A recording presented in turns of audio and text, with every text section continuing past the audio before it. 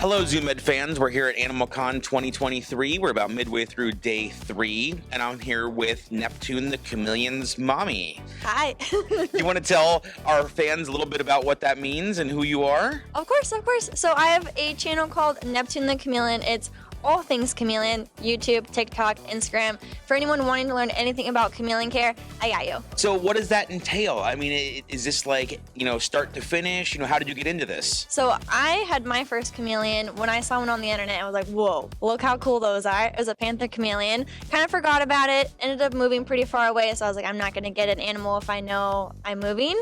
Just by happen chance, I ran into a local reptile shop. They had baby panther chameleons, and the rest is history. I ended up doing tons of research on my own, ended up finding some great podcasts and some forums, but no one was doing videos. All the chameleon videos on YouTube were someone who had 10 different reptiles, and one of them happened to be a chameleon. So every 6 months, they would do their one chameleon video, and maybe it was outdated care. And I was on the forums very, very active, giving everyone advice on supplementation, UVB, writing novels, right? And my hands are like, I was like, all right, enough of this. What if I did a YouTube channel just on chameleons? No one had done this before, and chameleons are inherently visual, so it made sense to throw in some cool footage, how do you do supplements, all that good stuff. So 4 years ago, Neptune the Chameleon YouTube channel was born. Do you just have Neptune, or have you expanded? He's the original, he's the OG, but I also have a panther chameleon named Venus. She's my youngest. And then I have Luna, my female Christopher Parsons chameleon,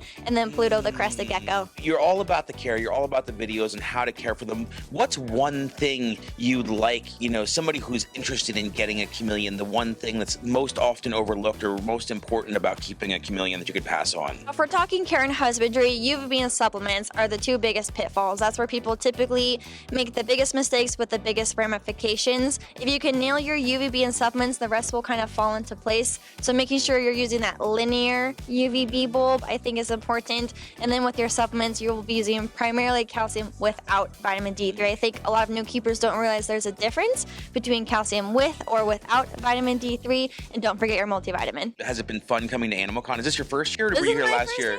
Yeah? Are you enjoying it? Yes, absolutely. The people that I started out watching on YouTube are here, so that's pretty cool. And of course, being able to meet folks like you, other fans, other creators, just sharing all the knowledge and things. Sometimes we get caught in our bubbles. I mean, at the end of the day, we're standing in our reptile rooms by ourselves talking to a camera. Who inspired you? Was there any one person here that you were like, oh my gosh, like you were one of my inspirations, like I'm so glad to meet you? Or was it more of like everybody involved? I don't think it's so much inspiration as it is admiration, right? Okay. I recognize the time and work that goes into it. Doing it firsthand, it's easy, I think, to look at the big guys or the people like, oh, wow, must be nice. But when you're doing this firsthand, putting out those weekly uploads hours after hours, I now can see all the time and work knowing firsthand what goes into it. So I think at the end of the day, it's admiration more than anything else. There's obviously a lot of younger people here at this show that are interested in potentially, like down the road, creating their own content, creating their own page. Do you have any advice to people that are interested in doing that themselves? Be consistent. Also, pick something that's realistic, right? If you don't like sitting in front of the computer for 4 hours editing a video,